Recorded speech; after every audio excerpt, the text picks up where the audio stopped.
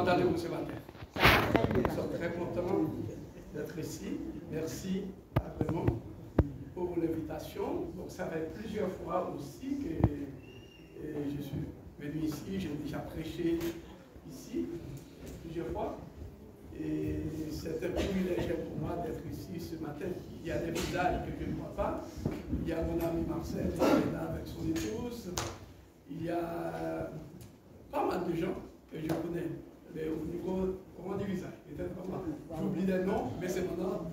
Donc il y a Pasteur Vandiamé qui est là, Pasteur Mouzi, donc secrétaire de la fédération. Et il y a tant de personnes, n'oubliez pas, ne faites pas de jalousie, mais c'est mon nom, on connaît pas mal de gens. Et il y a aussi Jean Néret avec le nom Jean-Renal Néret, avec le nom qui est un petit nom quand même. Il y a aussi donc, pas mal de gens.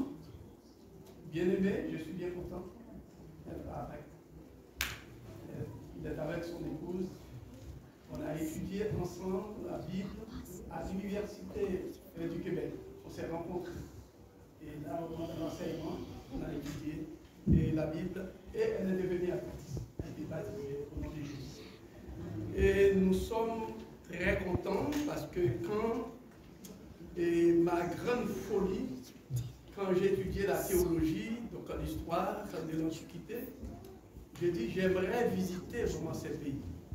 J'aimerais visiter vraiment ces pays et que j'ai étudié dans les livres. Et c'est pour ça, avec vraiment Raymond, on a visité pas mal de pays. J'ai poussé donc, Raymond à organiser des voyages. On est allé en Turquie, on a visité les 7 villes de l'Apocalypse, etc. Parce que j'aimerais voir donc, ces lieux qu'on a étudiés dans les livres, mais pour expérimenter vraiment ce qu'on a étudié, c'était vraiment mon but. Et plusieurs pasteurs ont dit vraiment après la retraite. J'ai dit, je ne sais pas qu'est-ce qui va arriver après la retraite. Peut-être vraiment je vais être un petit vieux à la retraite. Alors qu'il me dit, c'est pendant que je travaille et qu'il faut visiter. Et ceci vraiment, c'est bon pour tout le monde aussi. Pendant que vous travaillez, organisez-vous, économisez. Ne laissez pas seulement vraiment faire les choses pour les enfants. Mais c'est votre temps. Vous devez travailler, vous devez vivre. Vous devez vivre. Ce qui reste, ça va rester pour les enfants, ce qui reste. Mais c'est pendant que vous êtes en train de vivre, vous devez vivre. N'est-ce pas vrai?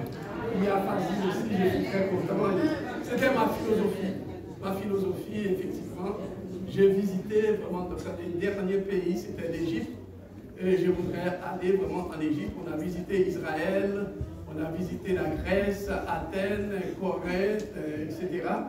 Et puis ensuite, ça va bien? Ok. Alors, donc, on a visité pas mal de choses.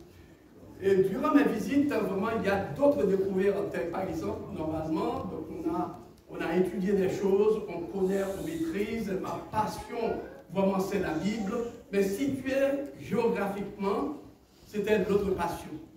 Qui veut dire vraiment, donc, j'ai fait vraiment l'expérience à travers vraiment ces visites-là, c'est qu'on n'a pas découvert vraiment dans les livres, on a expérimenté tout ça vraiment dans les livres. Et ce matin, je ne vais pas présenter des préférences, vraiment des images. Je ne vais pas présenter un PowerPoint. Je vais plutôt prêcher.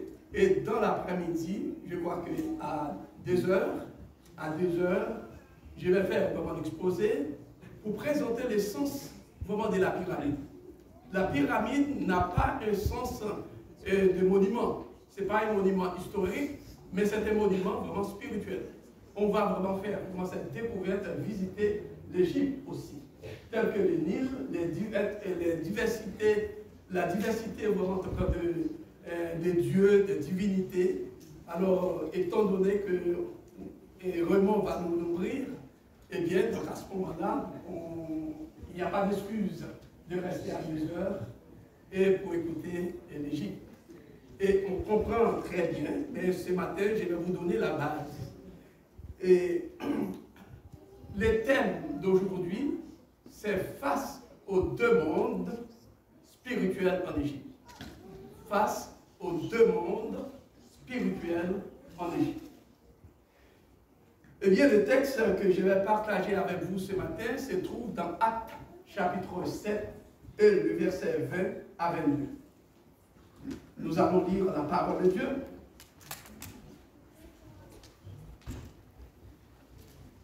Actes chapitre 7, le verset 22, de préférence, parce que vraiment a déjà lu vraiment une partie.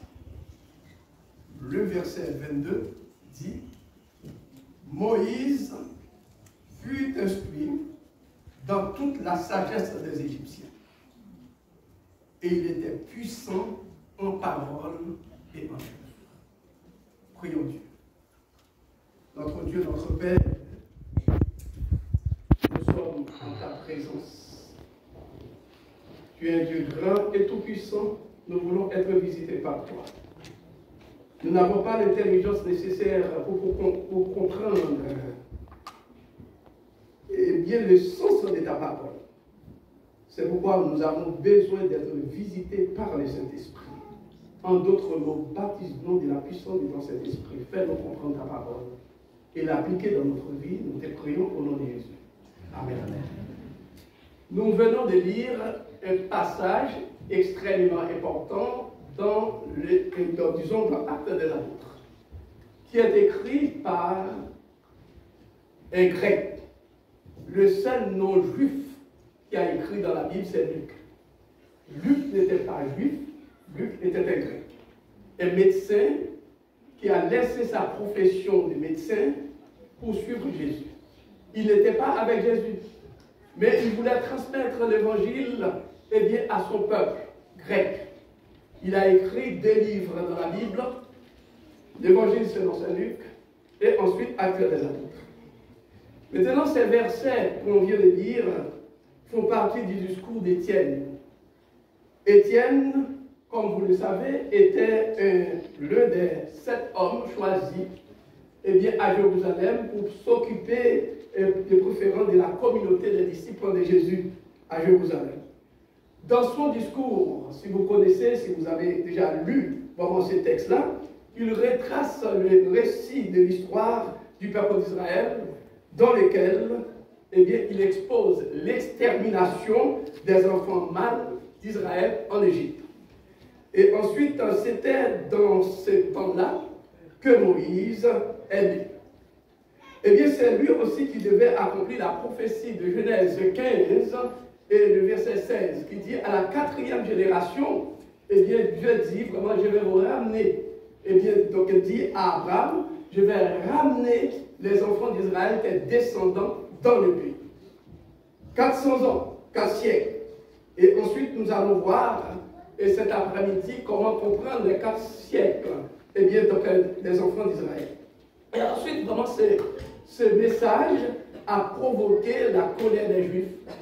Et parce que, normalement, donc, Étienne a dit que ce temple que vous avez, que les Juifs avaient honoré, n'est pas, Dieu n'habite pas dans ce temple. Examinez vraiment, donc ici, vraiment à Saint-Hubert, quelqu'un me dit vraiment, écoutez, ce sont des démons, qui habitent, vraiment, Dieu n'habite pas dans votre temple. Ça a provoqué la colère, donc les Juifs, et on a tué Étienne. Ce que Étienne voulait annoncer, il veut dire Jésus-Christ est le Messie, parce qu'il a vu dans une vision, que Jésus-Christ est à la droite de Dieu, qui veut dire le vrai sanctuaire de l'humanité, par lequel l'humanité peut être sauvée, est dans le ciel. C'est cette réalité-là. Mais dans le discours d'Étienne, c'est le verset 22 que nous partageons ce matin. Le verset 22 dit, Moïse fut instruit dans toute la sagesse des Égyptiens, et il était puissant en parole et en œuvre. Dans ce passage, Luc rapporte le lieu de naissance de Moïse et de son éducation. L'Égypte est le lieu de sa naissance et de son éducation. Et pour mieux aborder notre thème qui a pour titre face aux demandes spirituelles en Égypte, nous allons parler un peu de l'Égypte ancienne, pour découvrir le contexte dans lequel Moïse est né, a grandi et a été instruit. Et il est devenu l'instrument de Dieu pour libérer Israël. Ce n'est pas Israël d'aujourd'hui, mais Israël biblique. Si on parle vraiment d'Israël, on va penser vraiment à Israël qui est en train vraiment de faucher la vie de plusieurs personnes, etc., la guerre sans cesse. Ce n'est pas Israël, ce n'est pas cet Israël-là. Parce que l'Israël biblique, c'est un nom que Dieu lui-même a créé pour désigner le peuple de Dieu de tous les âges.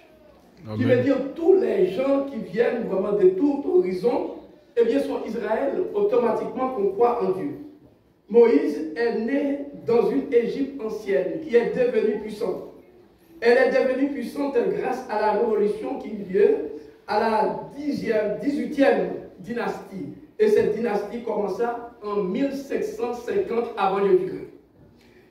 Avant l'arrivée du trône, il y a un puissant, parce que les premiers Égyptiens qui dirigeaient l'Égypte, où Joseph avait trouvé la faveur des Égyptiens, n'étaient pas vrais Égyptiens. C'était des Asiatiques qui avaient pris le pouvoir. Alors ce nouveau roi, qui était le vrai Égyptien, est identifié à Amosis, le fondateur de la 18e dynastie. Et il devait Pharaon. Et Pharaon est un titre royal. Amosis détestait les Asiatiques parce que les Asiatiques dominaient l'Égypte à un moment donné. Amosis était un des descendants de Cam. Un des descendants de Cam, l'un des fils de... Vous connaissez? De Noé. Le psaume 105, je vais vous donner les preuves bibliques. Le psaume 105, le verset 23, 26 et 27. La Bible a identifié l'Égypte au pays de Cam. Dans le texte, il dit alors, Israël vint en Égypte. Et Jacob séjourna dans le pays de Cam. Regarde bien, Cam, c'est le pays, l'Égypte, c'est le pays de Cam. Il envoya Moïse, son serviteur, et Aaron, qu'il avait choisi. Ils accomplirent par son pouvoir des prodiges au milieu d'eux. Ils firent des miracles dans le pays de Cam. Alors ici, vraiment, l'Égypte, c'était le pays de Cam, l'un des fils de Noé. Dans le psaume 106, verset 22, il dit des miracles dans le pays de Cam, des prodiges sur la mer Rouge. On était vraiment sur la mer Rouge, dans la mer Rouge même. Et puis par cette révolution, chers amis, les Égyptiens descendants de Cam, dominaient l'Égypte. La Bible témoigne que l'Égypte est le pays de Cam, fils de Noé. La religion égyptienne a beaucoup de dieux. Il y a beaucoup de dieux. Partout, on trouve vraiment des dieux dans cette religion-là. Par les anciens, pour les anciens Égyptiens, même s'ils adoraient plusieurs divinités, la religion égyptienne est monothéiste. Monothéiste, pour eux, même s'il y a plusieurs dieux, il y a une seule religion. Il n'y avait pas aucun conflit religieux. En Égypte, vraiment dans cette religion-là, il n'y a pas de conflit religieux comme aujourd'hui. Et dans les livres de la tradition de l'Égypte ancienne, il y a un spécialiste égyptologue qui dit l'Égypte pharaonique n'a connu aucune guerre de religion, aucune tuerie au nom de Dieu, car elle a vécu Dieu et les dieux. Dieu avec les dieux, la multiplicité des approches de l'unité. Alors pour les anciens Égyptiens, tous les dieux ont des noms. La découverte, et c'est à ce moment-là en Égypte que j'ai compris, lorsque Moïse a insisté, lorsque Dieu a dit Moïse, tu dois aller comme libérateur de ton peuple en Égypte. Il faut dire vraiment que j'ai étudié ça, mais cependant je n'ai pas compris toute la profondeur. Avant Moïse a reçu vraiment l'appel. Et cet après-midi, on va décortiquer tout ça. Eh bien, Moïse avait étudié la religion égyptienne. Il avait étudié vraiment cette religion-là, mais il savait très bien qu'il y a un Dieu qui s'appelle le grand Dieu inconnu dans la religion égyptienne. Mais cependant, le nom, ce grand Dieu inconnu, n'avait pas de nom. Alors Moïse, dans le désert de Sinaï, eh bien, il a reconduit à l'appel de Dieu, mais dit vraiment pour aller en Égypte, sous quel nom? Parce que tous les dieux de l'Égypte avaient des noms. Mais cependant, j'ai étudié qu'il y a un Dieu qui n'a pas de nom. Est-ce que vraiment c'est tous les dieux de l'Égypte? Est-ce que c'est Horus? Est-ce que c'est Seth? Est-ce que d'autres dieux? Est-ce que c'est Dieu de l'Égypte? Il va m'envoyer. C'est à ce moment-là, il a insisté, il dit vraiment, je veux savoir les noms. Je veux savoir les noms. Alors ici, vraiment, donc, c'est dans ce sens-là, le grand Dieu inconnu